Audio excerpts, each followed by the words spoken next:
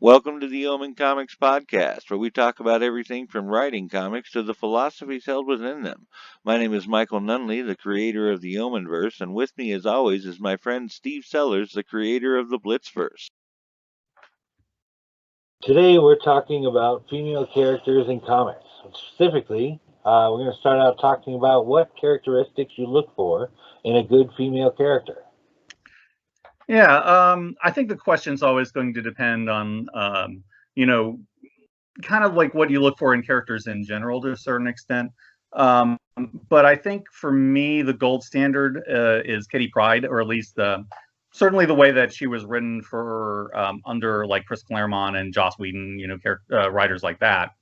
And a number of the things that kind of come back to is that, firstly, she's somebody who is well trained. She is, somebody who is pretty smart. She's, quick on the uptake and good at what she does. She's been well trained over the course of the years. But I think for me, I kind of like the idea that, she has the complexity that any other character would, which for Kitty is the fact that, she started off as a naive innocent in Deerfield, Chicago. And she kind of, looked at the world of the X-Men and decided, yeah, I really want to do that. This is where I want to spend the rest of my life. I want to go out there, running around fighting supervillains. And she went in and did this. And I think ultimately she didn't realize what the cost of that was going to be. And so kind of over time, she suffered quite a bit. She had her mind taken over by a demon ninja, all the, she kind of suffered through like normal, life things in addition to this. Her relationship with Colossus going up and down. You can't really talk about somebody getting their mind taken over by a demon and then say, the normal life thing. well, there's a little bit of both. I mean, the whole thing with the X-Men always was that you had these, very believable situations, but you also had these ridiculous soap operatic, larger than life, crazy things happening. And so a lot of that was, the kind of soap opera things you expect from the X-Men.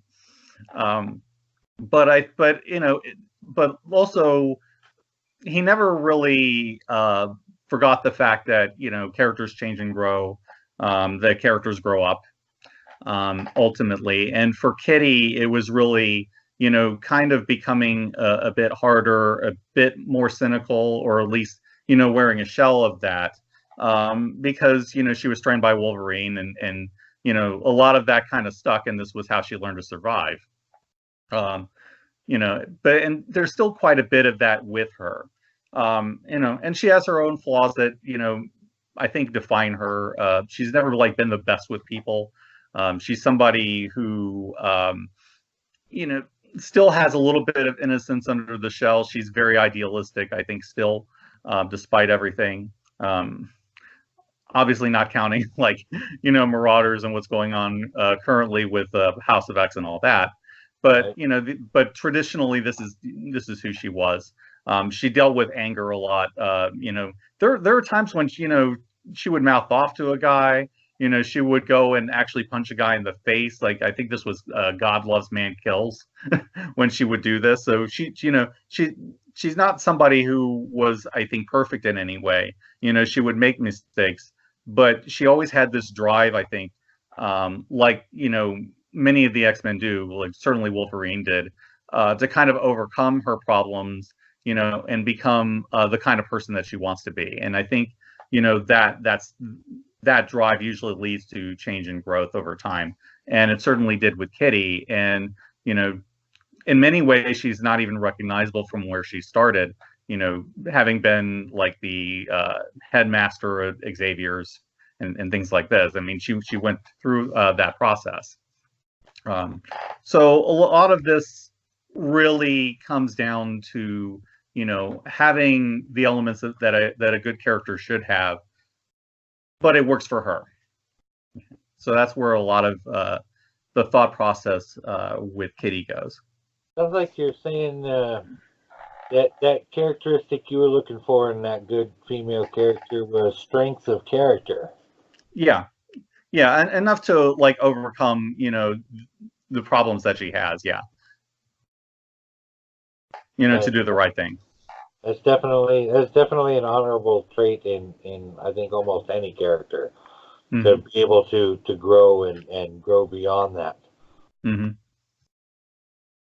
Yeah, and I think kind of from here, Kitty in many ways kind of embodies, some of my process, and I think that's certainly the case when it comes to Blitz, which is the character that I created for Revelation. And I have to say, it wasn't necessarily a conscious process. Basically, when I created the character, the idea really was going to be that she was the younger sister of a side character that you're going to meet in that series. We'll introduce her at a later date. But the idea was meant to be that she was meant to be kind of a foil or a contrast to somebody who is much more cynical, who is much, idealistic, but kind of cynical. But in Amy's case, Blitz, the idea really was like I took a little bit of Kitty Pryde, kind of unintentionally, a little bit of Dawn Summers from Buffy the Vampire Slayer, and kind of a little bit of Impulse, with some of my own like personal touch, shall we say? Because in some ways I was a pretty impulsive person when I was much younger, and so all of these elements kind of combine themselves into the Blitz character. In the case of, I think you could probably look in some ways at Blitz as being kind of like the early Kitty, in the sense that she kind of starts off really being excited and idealistic, and not knowing what she's getting into. But I think the difference really kind of is with Amy. It's that she kind of jumps into everything. She's not thinking about anything at all, except I want to do the right thing. And at the end of the day, I'm hoping that maybe I'll get a little bit of credit for the things that I do. And there's a certain element of that. But I think in both cases, also, the Kitty influence also is that Amy is also a very driven character. She's somebody who is extremely stubborn and sort of driven to do the right thing, whatever it costs her. And we'll kind of see what happens when the rubber meets the road and she has to choose. But that's kind of really where the idea comes from. There is the element of innocence. There is a little bit of that. But she's also somebody who's very kind of mouthy and very, and she'll run her mouth every 5 seconds, and that also costs her things down the road. So that is the basic introduction to Blitz, and a little bit of how Kitty Pryde was sort of her inspiration in a way. You're looking for, when you're talking about a good, strong female character, you're looking for strengths of character, you're looking for growth of character, Sure. but you're also looking for some flaws in there that still got to get worked on. Yeah, because I mean, you don't want to have somebody who is completely perfect and can do no wrong, because that's boring.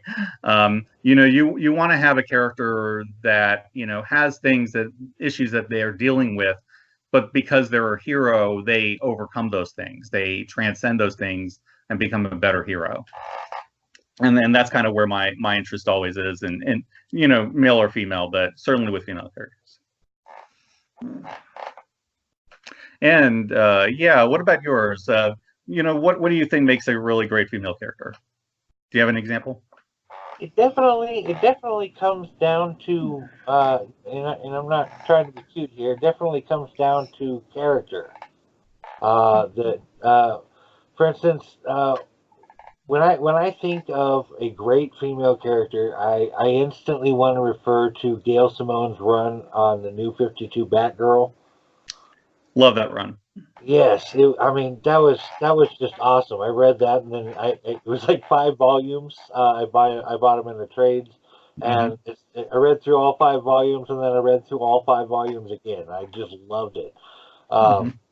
But I really loved how Gail put Barbara's character together there. How you really got that, like you were talking about something similar in Kitty. How you got that through just 5 volumes. You really got a breadth of growth out of Barbara and all the things that happened to her and all those issues. I mean, Hmm.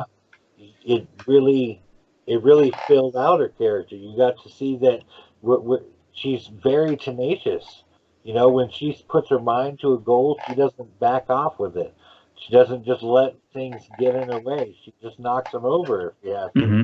She would usually try to think her way out of it. You know what I mean? Think her way around it. But if necessary, she's got the skills. She can knock it down too. Hmm. And I guess I guess that, and I particularly loved. I love her heart, and by that I refer specifically to when she had to fight her brother. Oh Uh, yeah, that was a great arc. yeah, that you know, that's that internal struggle with her about being desperate to want to save her brother. You know, you part of you is always going to see, no matter how mad you get at a family member, part of you is always going to have that Hmm. bit in you that remembers when you love them the most. Hmm. And you know, Barbara was going through that. She desperately wanted to have her brother back, to be able to reach out to him because he was Hmm. clearly losing it, right? And Yeah, but at she the was same able to, time, mhm. I was going to say at the same time, or she comes from a family of cops and she believes in the law, and she's also one of the bats, and they do what they do. right? Right? There was that whole internal conflict, but that she was able to, despite that conflict, and this is what I mean about heart, she was able to Hmm. take that pain and act anyway. Yeah. I mean, yeah, a lot of it is perseverance. I mean, her whole real arc throughout that entire run was perseverance. I mean, she got shot by the Joker, and she had this really bad reaction, at the thought that it might happen again. But she didn't stay in that place. I mean, Gail took that, and she confronted her with it, and she got better. Right? Right? That was, you know what? That there was that arc, that whole 5 volumes there is a perfect comic book example of what does not kill you makes you stronger. Yes. Instead of running from things or avoiding things, Barbara faced it Hmm. head on, and because of that, she got stronger. Yep. Yes, yes. These kind of characteristics, being what I look for in a good female character, kind of led me to, and this is gonna throw some of you for a loop if you're familiar with Omen Comics, but led me to the creation of Sarah Baton. I was Uh, shocked myself when I found out. well, now character-wise, Sarah and Barbara are pretty different as far as their personalities. But it was when I created Sarah, I wanted to take the attributes that I admired about Barbara and bring them to an extreme. Um, you know, one of Barbara's big strengths is her past, her upbringing. Um, so she has her family there that was with her. That was important to her. That provided strength. There was the Bat family too. In addition for that provided strength. Mhm. Um, but then you have, yeah, okay. I wanted to take that that past of almost a nurturing type of thing with some tragedy in there that provided this really strong character in Barbara. And I wanted to turn that around. I wanted to do the antithesis of that. What if you take that same determined character, that same tenacity, that same level of intelligence? You got the skill and the heart there, but you change the background and you make it a nightmare. Sarah Baton grew up in neighborhoods where, I mean, it was, I guess, almost in essence, it makes me think of Tasha Yar, where she was fighting off rape gangs, defending herself from criminals and people trying to traffic her off as a sex slave and all sorts of stuff. She grew up on the streets where it was hard and cold all the time, and she had to crawl out of that. But it was those same characteristics in both of them, that they were tenacious, that they were going to crawl out beyond their circumstances, that they were going to take the situation, confront it, and move on with it. And that is why it led to the creation of Sarah Baton, if that makes sense. Mm-hmm. Yeah, I mean, she survived in a very dangerous place in Rio, and in the favelas, and that's a lot of people may not be able to even understand the level of suffering that she had to deal with growing up, and she had to channel it in a way that worked for her. Doesn't work for very many other people, especially the ones that she's stabbing, but for her it works just fine. Well, she kind of crawled out of it by, I don't know, hacking into others. Yeah. Well, I mean, she hacked and slashed her way out. Yeah. That's right. That's right. But she got out, damn it. Yeah. Well, I guess these we both of us seem to have when we're talking about what characteristics make a good female character, but what makes a character distinctively female? Yeah, and I think that's going to be a difficult question. It's going to be a question that's going to kind of depend on who you're asking to a certain extent. What defines being female, and I think that's kind of like a tricky thing, especially if you haven't lived that experience. So and honestly, when I tend to create female characters, I mean, I'm really not necessarily, thinking of it specifically that way. I'm looking for, okay, this is the character I'm looking for. These are the kinds of motivations I think this person would have based on the background. This is the kind of flaws that I think would be reasonable for a character like this, and that would be interesting. And so a lot of the times, like, it doesn't cross my mind at all. But it certainly might for someone else. I mean, the process is always different for everybody.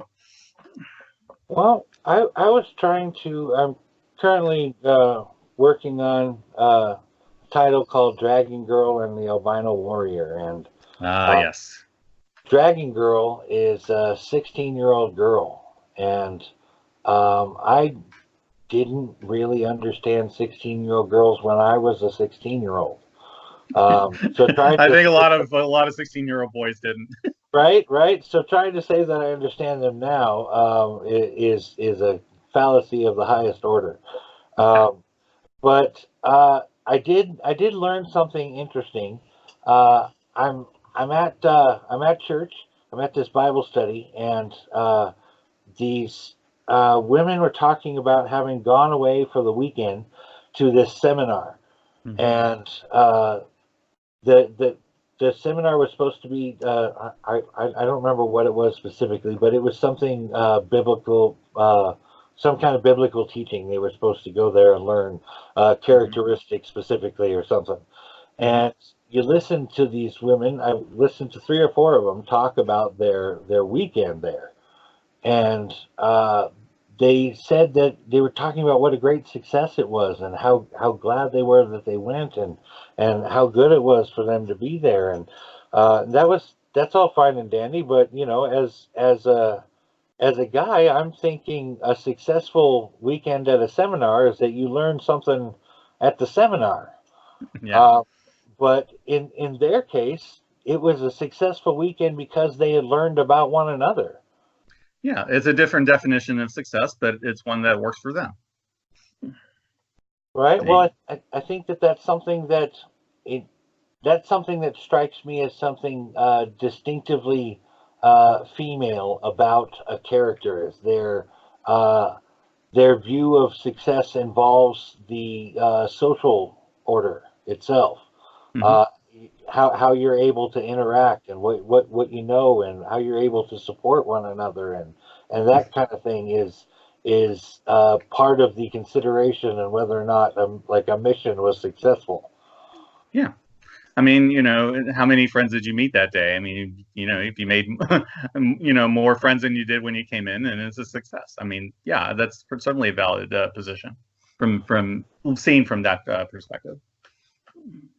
All right. So, I mean, that's one of the things I'm trying to do with the character herself, where uh, she's actually interacting with a different character, and they're trying to train to accomplish a specific goal.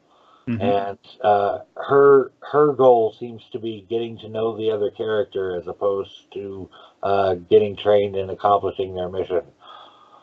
Yeah, that's a good example and kind of a good way to approach it. I mean, the character like that, and I think it's kind of interesting. It kind of adds a little bit to the frustration and the conflict for her teachers trying to make sure that she gets these ideas, and instead, she wants to learn something completely that's not useful to the goal. Right? This is how you throw this punch. Yes, but what did you do for lunch today? Yeah, yeah. Yeah. Very, very, very different ways of looking at things. Definitely. Yeah, so I guess we can kind of throw the question to our listeners. What do you think makes what do you consider to be a great female character? I mean, what favorites do you have, and what do you think make them female in your eyes? Good question. We definitely like to hear your answers. We're a bit on the ignorant side as far as that goes, being males ourselves. So any female listeners we have out there that want to help us out as far as these questions would go, what makes characters distinctively females, and what are your favorite characters? We definitely want to hear about that. Thank you for listening to the Omen Comics podcast. This has been Steve Sellers and Michael Nunneley here with Omen Comics. And we encourage you to look into all our Omenverse titles, wherever they might be sold, including Comixology, Amazon, Draw Me in Comics, and elsewhere. If you like our content, please like, subscribe, hit the magic bell for notifications. And until next time, we'll see you in the Omenverse.